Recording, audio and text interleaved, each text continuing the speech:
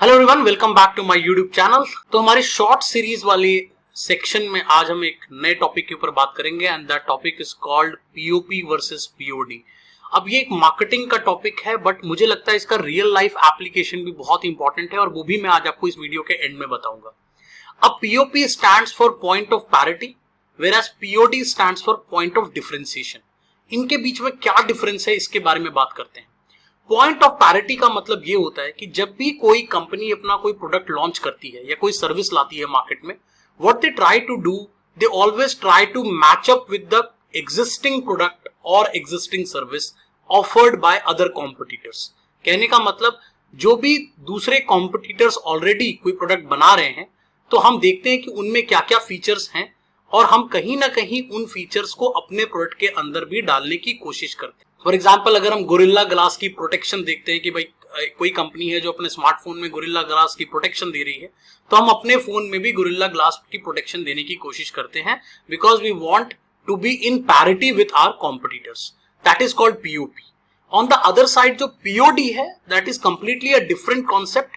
POD में क्या होता है कि हम एक डिफरेंशिएशन क्रिएट करने की कोशिश करते हैं।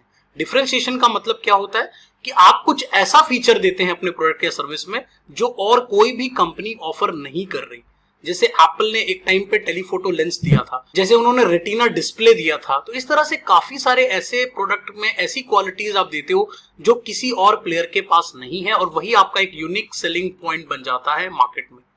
तो अब सवाल ये उठता है कि क्या पीओपी इंपॉर्टेंट है या पीओडी इंपॉर्टेंट है? The answer here is both are important.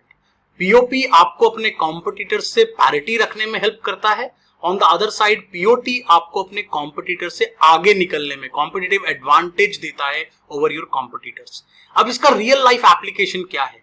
मेरे बहुत सारे स्टूडेंट्स मुझसे पूछते हैं कि सर हम कैसे अपने आप को एम्प्लॉयबल बनाएं, हम कैसे अपने आप को और बेहतर बनाएं।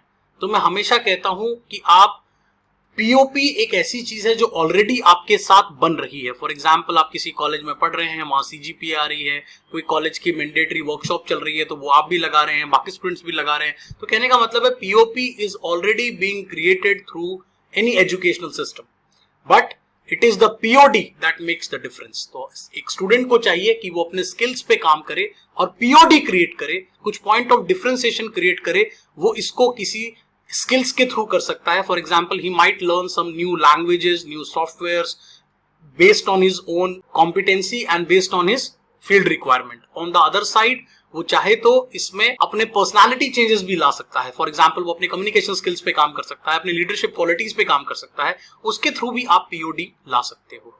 तो POP is also important and POD is also important. I hope को ये समझ में आ गया होगा। हम अगले लेक्चर में फिर मिलेंगे। Bye bye.